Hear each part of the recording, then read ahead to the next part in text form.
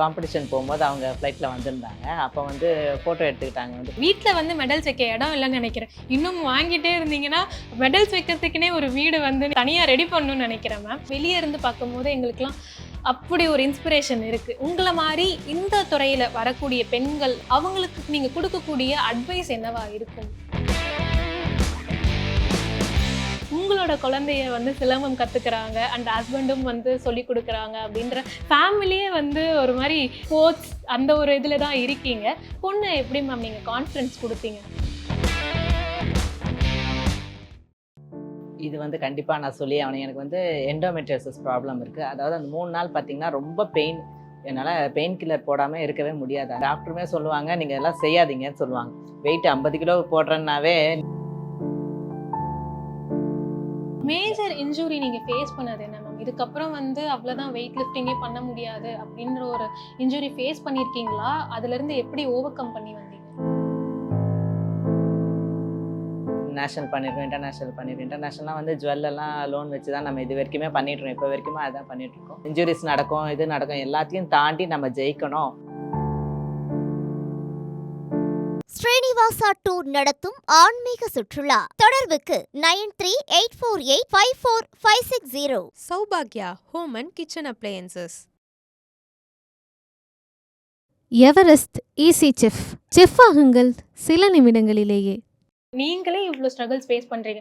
யாராக இருந்தாலும் சொல்லுவாங்க, நீயும் வந்து கஷ்டப்படாத, நீ வந்து வேற ஒரு ஃபீல்டை சூஸ் பண்ணி அதில் நீ ஷைன் ஆகு அப்படின்னு சொல்லக்கூடியவங்க பேரண்ட்ஸ் இருப்பாங்க. ஏன்னா நான் இவ்வளோ கஷ்டப்பட்டுட்டேன் இதில் அப்படின்னு. சில பேரண்ட்ஸ் உங்களை மாதிரி இருக்கவங்க தான், இல்லை நீயும் பண்ணு, உன்னாலையும் பண்ண முடியும் அப்படின்ற அந்த ஊக்கம் கொடுப்பாங்க. உங்களோட குழந்தைய வந்து சிலம்பம் கற்றுக்கிறாங்க அண்ட் ஹஸ்பண்டும் வந்து சொல்லி கொடுக்குறாங்க அப்படின்ற ஃபேமிலியே வந்து ஒரு மாதிரி ஸ்போர்ட்ஸ் அந்த ஒரு இதில் தான் இருக்கீங்க. பொண்ணு எப்படி மேம் நீங்கள் கான்ஃபிடன்ஸ் கொடுத்தீங்க? அவள் வந்து 5 வயசுலேருந்தே சிலம்பம் கற்றுக்க ஆரம்பிச்சு. ஓகே, அவங்களும் அதனால அவளுடைய கான்ஃபிடென்ஸ் லெவலும் இப்போ வேற லெவலில் தான் இருக்குது. என்னோட ரொம்ப ஜாஸ்தியாக தான் இருக்குது. சிலம்பம் முடிச்சா ரோப் ஸ்கிப்பிங் பண்ணியிருக்கா. இப்போ காலேஜில் வந்து யூனிவர்சிட்டியில் கபடி பிளேயர் பண்ணிகிட்ருக்கா. தென் வந்து இப்போ BSc sports and exercise science படிச்சிருக்கிறா. எல்லாருமே ஆச்சரியமாக ஒரு கேட்குற விஷயம், நீங்கள் ஃபேமிலியே ஸ்போர்ட்ஸ் ஃபேமிலி ஆயிட்டீங்களா அப்படின்னு தான் கேட்பாங்க. இப்படி ஒரு கோர்ஸ் இருக்கிறதே வந்து நிறைய பேருக்கு தெரியாது. ஓகே, என்ன சொன்னீங்க? அது sports BSc sports and exercise science. Exercise science. Okay, அந்த மாதிரி ஒரு கோர்ஸ் தான் படிச்சிருக்கா. ஸ்போர்ட்ஸ்லேயே போட்டுன்றதுக்காக அவளும் இன்ட்ரெஸ்ட் எடுத்து தான் படிச்சுட்ருக்கா. நான் மட்டும் இல்லாமல் அவளும் வந்து நிறைய பேரை கோச் பண்ணணும், ட்ரெயின் பண்ணுன்றதுக்காக தான் கண்டிப்பாக முக்கியமாக அவளை அந்த கோர்ஸில் போட்டது. Okay ma'am. ஆனால் உங்களோட இன்கம் அப்படின்ற ஒரு விஷயம் இருக்கும்ல மேம். நீங்கள் என்னதான் வந்து ஒரு ஸ்ட்ரெஸ்ல இருந்து வெளியே வரணும் அப்படின்ற ஒரு விஷயத்துக்காக பண்ணும்போது ஃபுட் இன்டேக் பண்ணணும் அப்படின்ற சில விஷயங்கள் ஃபாலோ பண்ணணும். இப்போ நீங்கள் சொன்ன மாதிரி வீட்லேயே தான் வெயிட் லிஃப்ட் பண்ண முடிஞ்சது, ஜிம்முக்கு போகிற சில கஷ்டங்கள் இருந்தது அப்படின்றப்ப இன்கம் ஃபினான்ஸ் ரீதியாக நீங்கள் ஃபேஸ் பண்ண பிரச்சனைகள் என்ன மாதிரி இருந்தது? இப்போ ஒரு காம்படிஷனுக்குமே வந்து நிறைய செலவாகும். யார்கிட்டையும் நம்ம கேட்கவும் முடியாது. நம்மகிட்டையும் இருக்கும், நம்மக்கிட்ட என்ன இருக்கோ அதை வச்சு தான் நம்ம இது வரைக்குமே பண்ணிகிட்ருக்கோம். நேஷனல் பண்ணியிருக்கோம், இன்டர்நேஷனல் பண்ணியிருக்கோம். இன்டர்நேஷனலாக வந்து ஜுவல்லெல்லாம் லோன் வச்சு தான் நம்ம இது வரைக்குமே பண்ணிகிட்ருக்கோம். இப்போ வரைக்குமே அதான் பண்ணிகிட்ருக்கோம். ஃபினான்ஷியல் சப்போர்ட்டே இன்னும் யார்கிட்டயுமே இல்லை. நம்ம யார்கிட்டையும் போய் கேட்க முடியாது இல்லைங்களா? நம்ம செய்கிறது பக்கத்து வீட்டுக்கே தெரியாது. அதுக்கப்புறம் நம்ம எப்படி வீட்டை தாண்டி போய் நான் கேட்க முடியும்? நம்ம அந்த அங்கீகாரம் கிடைச்சிருந்தா இந்த ஃபினான்ஷியல் ஸ்ட்ரகிள் இருந்திருக்காது அப்படின்ற வருத்தம் இருக்காங்க? கொஞ்சம் இருக்குது அது அந்த மாதிரி. ஏன்னா சப்போர்ட் பண்ணாங்கன்னா இன்னும் நாங்கள் ரொம்ப மேலே வேற லெவலில் வந்திருப்போம். நாங்கள் நம்ம சப்போர்ட் இல்லாதனால தான் இன்னமும் கொஞ்சம் கீழவே ஸ்ட்ரகிள் பண்ணிட்டு இருக்கிறோம். பட் ஆனால் இந்த ஸ்ட்ரகிள்க்கு நடுவுலையும் உங்கள் பொண்ணை வந்து இவ்வளோ விஷயங்கள் கற்றுக் கொடுத்தா, அவங்க காலேஜில் இந்த ஒரு கோர்ஸ், இப்படிலாம் ஒரு கோர்ஸ் இருக்கான்னு தெரியாத ஒரு இதில் இதுதான் நீங்கள் பண்ணணும் அப்படின்ற அவங்களுமே அவ்வளோ இன்ட்ரெஸ்ட் எடுத்து படிக்க வச்சுருக்கீங்க, இவ்வளோ தூரம் கொண்டு வந்திருக்கீங்க. ஒரு அம்மாவா சரி, நீங்கள் வீட்டில் 10 நாய்கள் வளர்க்குறீங்க, இவ்வளோ இதை நான் வளர்த்துக்கிட்டு இருக்கேன் அப்படின்றப்ப எவ்வளோ பேர் உங்களை வந்து என்ன ஆம்பளை மாதிரி இருக்கு அப்படின்னு கமெண்ட் பண்ணும்போது உங்களுக்குள்ள அந்த பெண்மை இருக்குது, அந்த தாய்மை இருக்குது அப்படின்றத வந்து இந்த மாதிரி விஷயங்களில் தான் வந்து ப்ரூவ் பண்ண முடியும் அப்படின்னு நினைக்கிறேன். அதெல்லாம் நினைச்சு பார்க்கும்போது உங்களுக்கு எவ்வளோ சந்தோஷமா இருக்கும்? ஆக்சுவலி ரொம்பவே சந்தோஷமா இருக்கும் நீங்கள் இது பண்ணுறதுல. அப்போ இந்த மாதிரி ஒருத்தவங்க வந்து கேட்குறதே பெரிய விஷயம் இல்லை. இந்த மாதிரி மெடல் இருக்கா, இந்த மெடல் பண்ணியிருக்கீங்களா, அவங்க பொண்ணு இவ்வளோ படிக்க வச்சுக்கோங்க, எல்லாருமே ரொம்ப ஆச்சரியப்படுற விஷயம். நீங்கள் காலேஜ் படிக்கிற பொண்ணு இருக்கான்னு தான் இப்போ வரைக்குமே கேட்குறாங்க. ஏன்னா ஏஜ் வந்து நான் எப்பவுமே நம்பராக தான் பார்க்குறோம். இவ்வளோ வயசில் நான் பண்ணுறதே வந்து பெரிய விஷயம். சந்தோஷம் பார்த்தீங்கன்னா, நீங்கள் ஒரு மெடலை பார்க்கும்போதே தெரியும் எவ்வளோ சந்தோஷம். அந்த இன்டர்நேஷ்னல் மெடலை பார்க்கும்போது தான் தெரியும் நம்ம இவ்வளோ சாதிச்சிருக்கோன்றதே வந்து அதை பார்த்தப்புறம் தான் தெரியும். அதுக்கு பின்னாடி இருக்க வலிகள்லாம் வந்து அந்த நேரத்தில் மறந்து போயிடும் சுத்தமாக. அவ்வளோ நாள் கஷ்டப்பட்டது வந்து கையில பார்க்கும்போது அந்த ஒரு மறந்து சந்தோஷம். போயிடும் கண்டிப்பாக. அதுக்கு பின்னாடி எவ்வளோ வலிகள் இருக்குது, கையில் எவ்வளோ இது நடக்கும், இன்ஜுரிஸ் நடக்கும், இது நடக்கும், எல்லாத்தையும் தாண்டி நம்ம ஜெயிக்கணும். நம்ம ஜெயிச்சாதான் நம்ம வந்து நம்ம ஊர்லேயே நமக்கு பேர் இருக்கோன்றது இதில் வந்து நம்ம ரொம்ப ஸ்ட்ராங்காக இருந்து ஒரு போட்டியுமே என்ன ஸ்ட்ரகிள் வந்தாலும் பெயின் வந்தாலும் இன்ஜுரி வந்தாலும் எல்லாத்தையும் தாங்கிக்கிட்டு தான் வந்து நான் கொஞ்சம் கொஞ்சமாக நான் செஞ்சு முடிச்சிருக்கேன். இது வரைக்குமே Okay. சாதிக்கிறேன், இது வரைக்கும் சாதிக்க விரும்புகிறேன். இதுல நீங்க சொல்லியிருந்தாலும் அந்த வலியெல்லாம் மறைஞ்சிரும் அப்படின்னாலுமே நார்மலா இப்ப இருக்க கேர்ள்ஸ்க்கு வந்து நான் சொன்ன மாதிரி எங்களாலலாம் வந்து நார்மல் வெயிட் தூக்குறதே வந்து கஷ்டம். அந்த 3 டேஸ் அந்த பெயின் வந்து பேர் பண்ணிக்கிறதே ரொம்ப ஸ்ட்ரகிள் பண்றோம் இப்ப இருக்க லைஃப் ஸ்டைலுக்குலாம். நீங்க வந்து அந்த பீரியட்ஸ் டைம் அந்த டைம்ல வந்து என்ன மாதிரி ஒரு விஷயங்கள் ஃபேஸ் பண்ணீங்க, அந்த மாதிரி டைம்லயும் நீங்க என்ன பண்ணுவீங்க அப்படின்றது தெரிஞ்சுக்கணும்னு. இது வந்து கண்டிப்பாக நான் சொல்லி அவனை எனக்கு வந்து எண்டோமெட்ரியோசிஸ் ப்ராப்ளம் இருக்குது. அதாவது அந்த 3 நாள் பார்த்தீங்கன்னா ரொம்ப பெயின். என்னால் பெயின் கில்லர் போடாமல் இருக்கவே முடியாது. அந்த மாதிரி ஒரு பெயினில் தான் இருக்கணும். நான் அந்த 3 நாள் மட்டும் நான் அவாய்ட் பண்ணிவிட்டு அடுத்த நாள் 4th டேவே வந்து ஸ்டார்ட் பண்ண ஆரம்பிச்சிடுவேன் வெயில். அப்போ கூட வந்து சொல்லுவாங்க எல்லாம் செய்யக்கூடாது, இது வெயிட் தூக்கக்கூடாது, இந்த எண்டோமெட்ரியோசிஸ் ப்ராப்ளம் இருக்குன்னு. அது அந்த வலி வந்து பார்த்திங்கன்னா அவ்வளோ ஒரு வலி எடுக்கும். அது வந்து சாதாரண வலியோட ரொம்ப ஜாஸ்தியாக இருக்கும். அது நார்மல் பீரியட்ஸ் பெயினை விட பீரியட்ஸோட ரொம்பவே ஜாஸ்தியாக போட்டு ஃபுல்லாக உள்ள அழுத்துற மாதிரி இருக்கும். அது ஒன்றுமே பண்ண முடியாது. அந்த டேப்லெட் டாக்டரோட இதில் தான் டேப்லெட் எடுத்தால் தான் பண்ணுவேன். டாக்டருமே சொல்லுவாங்க நீங்கள் எல்லாம் செய்யாதீங்கன்னு சொல்லுவாங்க. வெயிட் 50 கிலோ போடுறேன்னாவே நீங்கள்லாம் போடக்கூடாது சொல்லுவாங்க. அதுக்கப்புறம் நான் டாக்டர் கிட்ட போகிறதே விட்டுட்டேன். ஐயோ. ஆனா அதுக்கப்புறம் ஹெல்த் இஷ்யூஸ் ஏதாவது ஃபேஸ் பண்ணீங்களா மேம்? ஏன்னா பொதுவாவே வந்து இந்த மாதிரி பிரச்சனைகள் இருக்கப்ப யூட்ரஸ் அப்படின்றது வந்து வீக் ஆயிடும் அப்படின்னு சொல்லுவாங்க.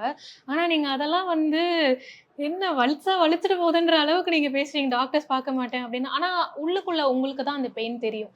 அது எப்படி ஃபேஸ் பண்ணிட்டு இருக்கீங்க ஆக்சுவலி? ஆனால் வந்து 6 மந்த்துக்கு ஒரு வாட்டி ஸ்கேன் எடுத்து பார்த்து எல்லாம் முடிச்சிருவோம். டாக்டர் கிட்ட சொன்னாலும் பண்ணாதீங்கன்னு தான் சொல்லுவாங்க.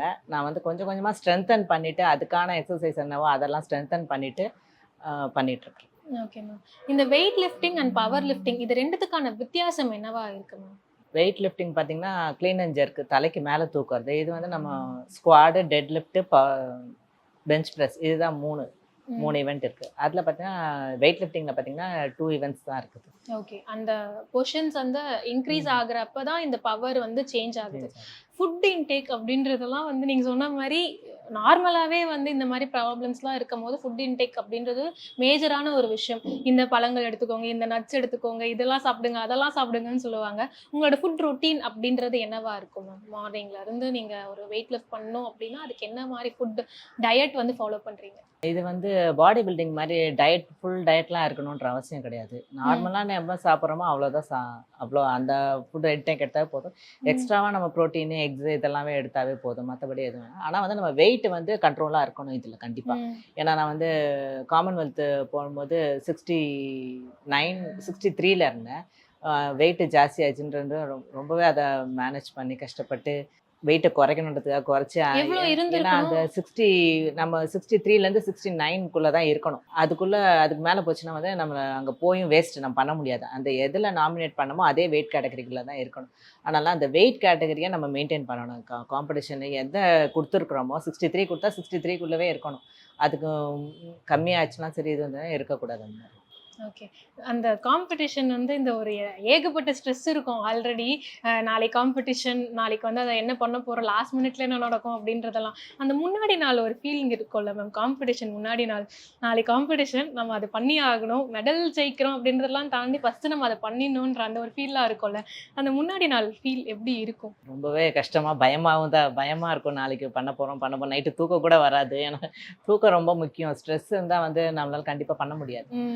அதனால் மைண்டை இன்னும் கொஞ்சம் கொஞ்சமாக ரிலாக்ஸ் பண்ணிவிட்டு அதுக்கப்புறம் மெடிடேட்லாம் பண்ணிவிட்டு அதுக்கப்புறம் தான் நம்ம வந்து காம்படிஷன் ராடே தொட முடியும். ரொம்பவே பயமாக இருக்கும். அது வந்து சொல்ல முடியாது அந்த விஷயத்த. Okay ma'am. ஆனால் பட் மென்டலி ஃபிசிக்கலி வந்து அந்த ஸ்ட்ரெஸ் இல்லாமல் அந்த மென்டல் ஹெல்த் அப்படின்றதுமே ரொம்ப முக்கியம் அப்படின்னு சொல்லுவாங்க. ஸோ அதெல்லாம் எப்படி மேனேஜ் பண்ணுறீங்க? உங்களோட ஸ்லீப் பேட்டர்ன் என்னவா இருக்குது? என்னோட ஸ்லீப் ஆனால் ரொம்ப தான் மோசம். நான் 12 o'clock தான் தூங்குவேன். நான் தூங்கி ஒரு 7 o'clock 8 o'clock தான் எழுந்திருப்பேன் நான். ஏன்னா வந்து வேலை நிறைய இருக்கும். நம்மளால ஒரு ஜூனியர்ஸ், அதாவது ஜூனியர்னா 18 வயசு 20 வயசுக்குள்ள இருக்கவங்கலாம் அவங்களோட தூக்கம் வேற, சாப்பாடு வேற, எல்லாமே வேற யாராவது செஞ்சு கொடுத்துருவாங்க. நமக்குலாம் அந்த மாதிரி கிடையாது. நம்மளே எல்லாமே செய்யணும். நம்மளே நம்ம தான் தூங்கணும். நம்மளே எல்லா வீட்டு வேலை எல்லாமே செய்யணும். இதையும் தாண்டி ரெஸ்ட் எடுக்கணும். மறுநாள் என்ன செய்யணுன்றதை யோசிக்கணும். எல்லாத்தையும் தாண்டி தான் நான் இதை செஞ்சுக்கிட்டு இருக்கிறேன். ஒரு சராசரியான ஒரு ஹவுஸ் ஒய்ஃப், ஒரு அம்மா பண்ணக்கூடிய எல்லா விஷயங்களையுமே பண்ணிட்டு இப்படி ஒரு சாதனை பெண்ணா இருக்கீங்க.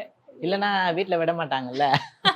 சாப்பாடு வேணும் அப்படின்ற அந்த ஒரு இது ஆமா, ஆமா. அம்மா பண்ணி கொடுங்க அப்படின்ற அந்த பாண்ட் எப்படி மேம் இருக்கும்? ஏன்னா வீட்டில் எல்லாருமே ஸ்போர்ட்ஸ் அப்படின்றதப்ப உங்களோட நார்மல் கான்வர்சேஷன்ஸ் எப்படி இருக்கும் வீட்டுக்குள்ள நார்மலா பேசுற மாதிரி தான் இருக்கும். அதாவது எந்த ஸ்போர்ட்ஸ்ல அடுத்தது என்ன லெவல்ல பண்ணலாம், இதுல என்ன பண்ணலாம், இதுக்கான ஸ்கெட்யூல் என்ன, முன்னால என்ன பண்ண முடியும், அந்த மாதிரி அவகிட்டயும் நான் கேட்டுப்பேன். நான் என்னென்ன இந்த மாதிரி இன்ஜுரி இருக்கு, ஸ்ட்ரெச் பண்ணி விடு, அந்த மாதிரிலாம் அவ்வளோ நல்லாவே சப்போர்ட் பண்ணுவேன். ஓகே. மேஜர் இன்ஜுரி நீங்க ஃபேஸ் பண்ணது என்ன மேம்? இதுக்கப்புறம் அவ்வளோதான், வெயிட் லிஃப்டிங்கே பண்ண முடியாது அப்படின்ற ஒரு இன்ஜுரி ஃபேஸ் பண்ணியிருக்கீங்களா? அதுல இருந்து எப்படி ஓவர் கம் பண்ணி வந்தீங்க?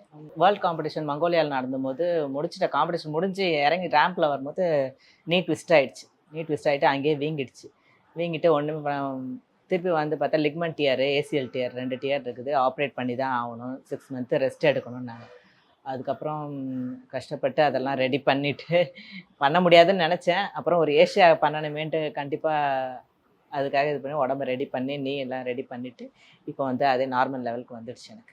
எப்படி மேம் ஓவர் கம் பண்ணுறீங்க? ஏன்னா நார்மலாகவே உங்கள் உடம்புல 1008 பெயின், நீங்கள் மென்டலியுமே ஸ்ட்ரெஸ் ஆகக்கூடாது, வெயிட் லாஸ் வெயிட் மெயின்டைன் பண்ணணும் அப்படின்றதெல்லாம் அதை எப்படி ஓவர் கம் பண்ணி வரீங்க? அது அவ்வளோதான், நம்மளுக்கு 2 பிரச்சனை சொல்கிறாங்க, பண்ணவே முடியாதுன்னு சொல்கிற ஒரு டைமில் ஓவர் கம் பண்ணி வர்றதுக்கு ஒரு இது இருந்திருக்கும்ல மேம், அது எப்படி வந்தீங்க? அதாவது நம்ம ஒரு விஷயத்தை எடுத்துட்டோம், அதை பாதியிலே விட முடியாது இல்லைங்களா?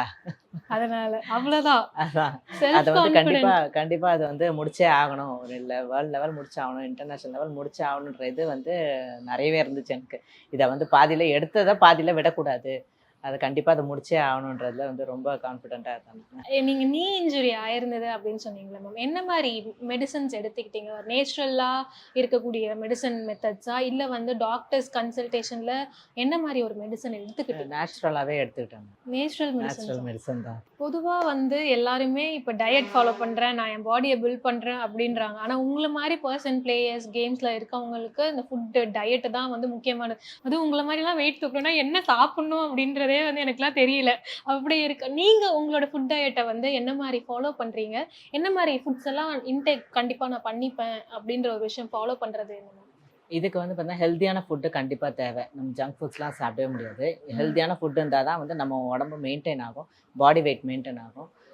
எக்ஸ் எடுக்கலாம், ப்ரோட்டீன்ஸ் எடுக்கலாம், க்ரீன்ஸ் எடுக்கலாம், எல்லாமே எடுக்கலாம். சில நாள் நாங்கள் பழையது சாப்பிட்டு கூட ஒர்க் அவுட் பண்ணியிருக்கோம். அதுலேருந்து நிறையவே சத்து இருக்குது, அதனால் அதையும் சாப்பிட்ருக்குறோம் நாங்கள். ஓகே. பழுதுலாம் கேட்கும் போது ஆமால அதை சொல்லுவாங்க, அந்த காலத்தில் பழுது சாப்பிட்டு தானே இப்போ வயல்வெளியில் அவ்வளோ இதாக வேலை பார்த்தாங்க அப்படின்னு. அதே தான் இங்கேயுமே நடக்குது இல்லையா?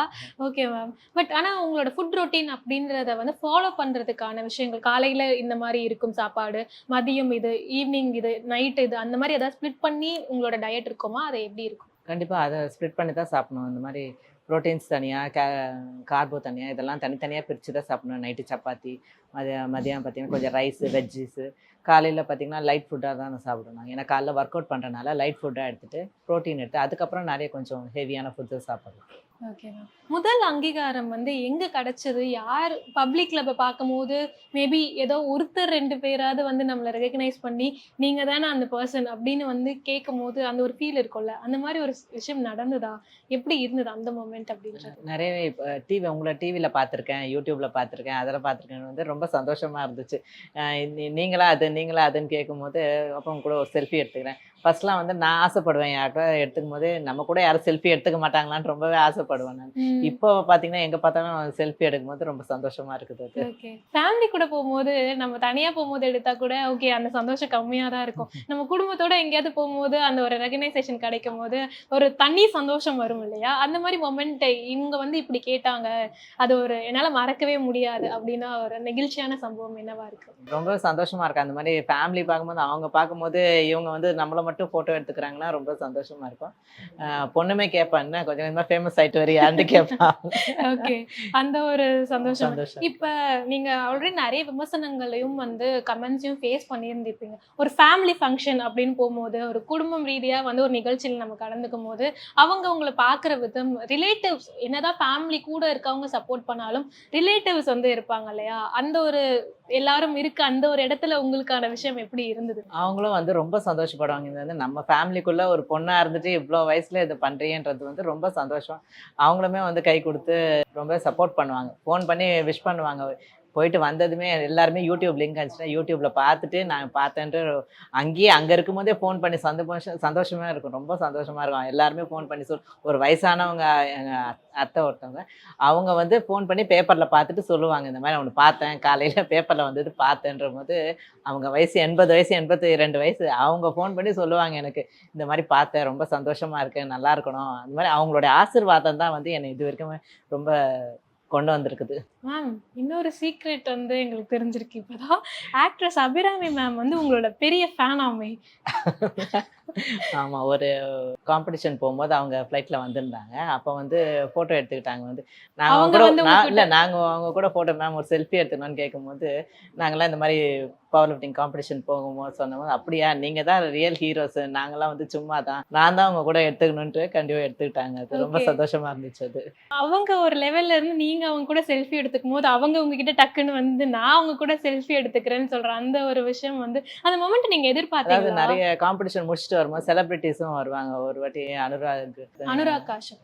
அவரு காஷ்யப் ஆ. டர்க்கில பார்த்தோம் அவரை. ஆ. அவர் வந்து இந்த மாதிரி காமிச்சும் போது அவரும் ரொம்ப சந்தோஷப்பட்டு அவர் செல்ஃபி எடுத்துட்டு அவரோட பேஜில் வந்து எங்களை போட்டார். அதுவே ஒரு பெரிய விஷயம் இல்லை. நம்ம சென்னையில் இருக்கிறோம், இங்கேருந்து அவங்க நார்த்துக்கு இது பண்ணி போடுறது வந்து ரொம்பவே சந்தோஷமான ஒரு விஷயமா இருந்துச்சு.